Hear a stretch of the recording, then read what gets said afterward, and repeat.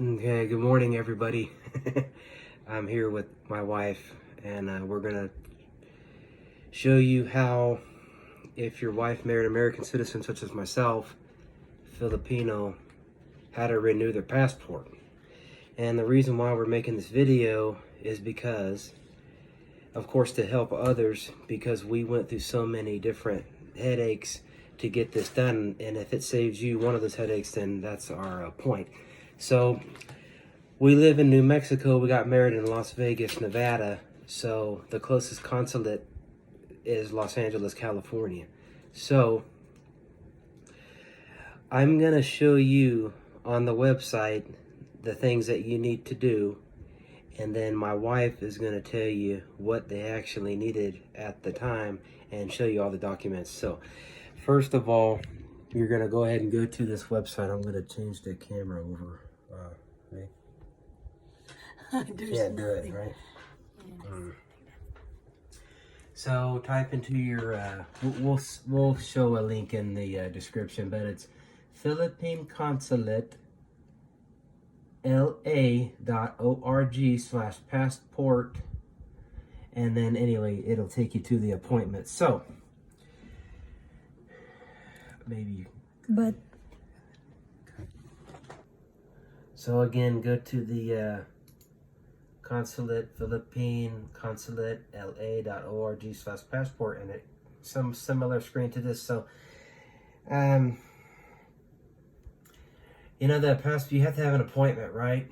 So you have to go through this little thing right here. You scroll down and you go passport.gov.ph. And I really didn't want to get into this, but since we're trying to help in the whole way, I'll show you exactly how to do it. So you schedule an appointment, see right here? And then you go here, and of course you accept, and then individual appointment is what we did, because it's only me and my wife trying to get her passport renewed, not the baby, because she's already a U.S. citizen. So anyway, start an individual appointment. And of course, North America, country, United States, and then Los Angeles. See, that's the only one. See, that's another topic. But North America is the continent, country, United States, and the only site is Los Angeles, right? So you go to next. And see, all the read it out is fully booked. This is the problem that we came into, even July, see? And then August. It took us probably 2 months of looking, AM, PM, different times to try to get an appointment. So I think we got our appointment around 1 o'clock in the afternoon on Thursday or Friday, something like that. I was actually sleeping for work, and Leah went to wake me up. Anyway, so good luck getting an appointment over here, but that's how you do it. So we're going to go to the requirements, because that's what the documents and everything that you need to, I'm going to leave that. So here, go here. And search passport, type in passport requirements.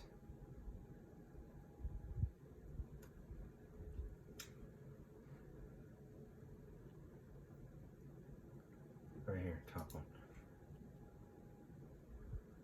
Okay, so again, strictly appointment only. You have to have an appointment. Bring requirements, which we're going to go over in detail.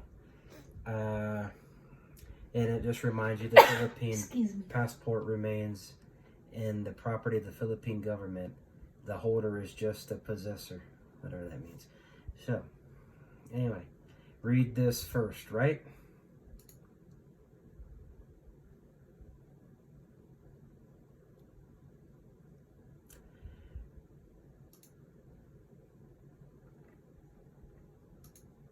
So, the category. I'm a Filipino by birth, naturalization. So this is my wife's case. It's going to expire within a year. How do I renew? Click it.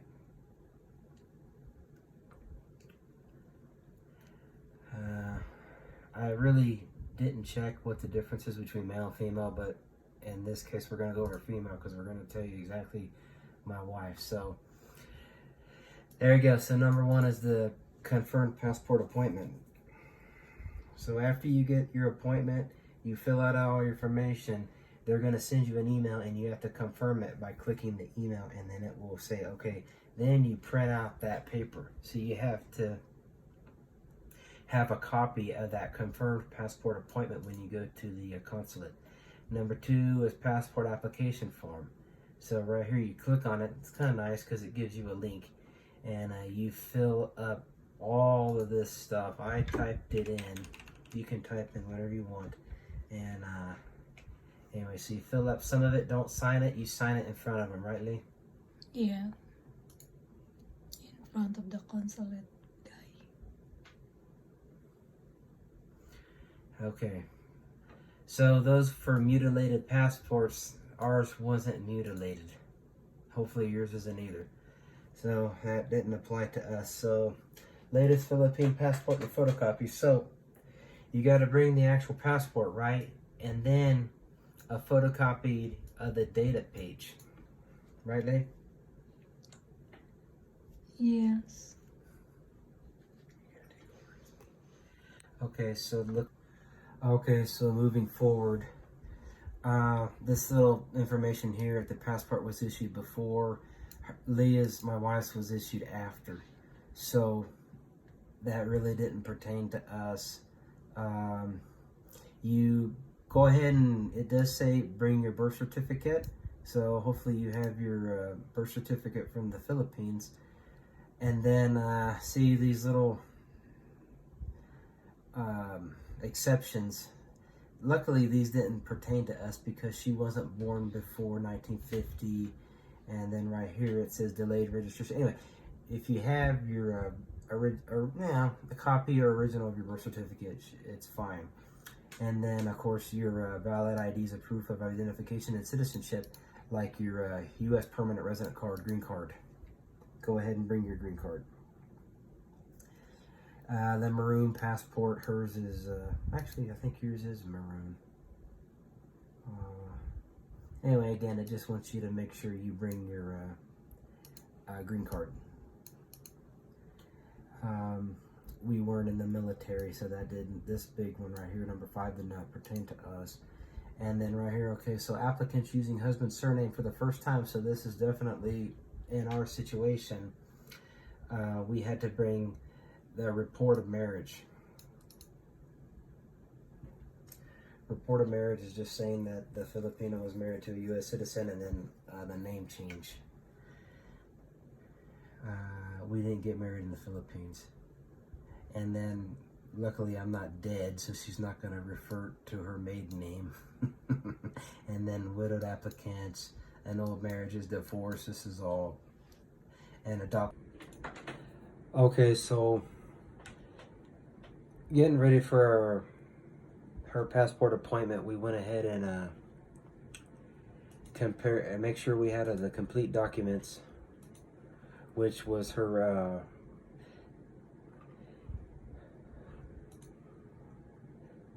the confirmed passport appointment, right? The paper showing this is our passport appointment at this time. We did have her passport application form all filled up except for the signature, which she signed in front of the consulate general employee. And then she brought her old passport, she brought a photocopy of that, she brought her green card, her photocopy of that, and then also the proof of marriage, valid IDs, again is their green card.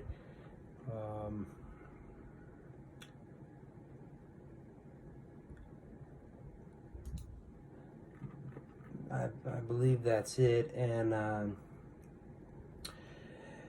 what we did is we got in Los Angeles a day before her appointment in order to hopefully avoid the traffic in Los Angeles. So we went to our hotel and then drove to the embassy to find out where it was at. It's basically a building, and you can drive all the way around it. There's parking almost on all sides of the building. Unfortunately, it doesn't say outside Embassy of the Philippines because it's in a great big skyscraper that is other businesses and buildings are inside it. I believe it's on the 5th floor. So what I did was I dropped my wife off. She ran into the building, made sure it was on the right floor and what all you needed, and then she ran out to the truck, and then the next day, that way I knew where we were going to go. And just for your information, if you want to do it like we did, cut it. If you need a hotel nearby the embassy, I can recommend a place. It's called the Hollywood Inn Express South. From start to finish, it was about 12 to 15 minutes drive, which is relatively close given the traffic. It's decent, clean, easy to get to, and it does have a pool.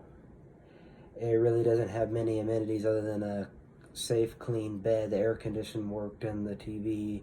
No room service or hot tub. No breakfast. So, anyway.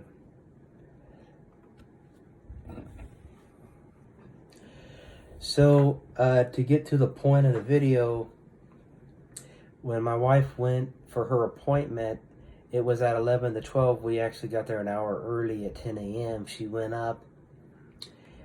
She was outside already done at a little bit after 11, so 11:05. So give or take an hour, she was an hour early. The 3 items that they asked her when she was there was her confirmed appointment for the passport. They asked her old passport and then her green card, so that her identification was correct. And then since she was going from her maiden name to the married name, they wanted to make sure that they got her name right, which I appreciate. The report of marriage. The report of marriage also, because they want to make sure that their citizen has reported their marriage to a foreigner American citizen. And the application form that they're gonna sign. And then the application form that I told you about, where you fill it up before you go there, and then you sign it in front of them so they know that it's legally Leah, my wife's document, and she signed it in front of them, and everything on there is correct. So they really didn't say how long it's going to be, but you bring that's a good point. You bring a USPS envelope this size, and you pre-label it to your home, your address, your name, and then you buy postage from the Los Angeles consulate to your house, and they give you a stamp and a tracking number. That's one of the things that you need to bring too. So, like I said, they really didn't tell us or my wife how long it's going to take for that to get in the mail, but I suspect 2 to 4 weeks. So we're just waiting for her to get her updated passport. So yeah, just get your documents together, get your approved appointment, get there early, and good luck.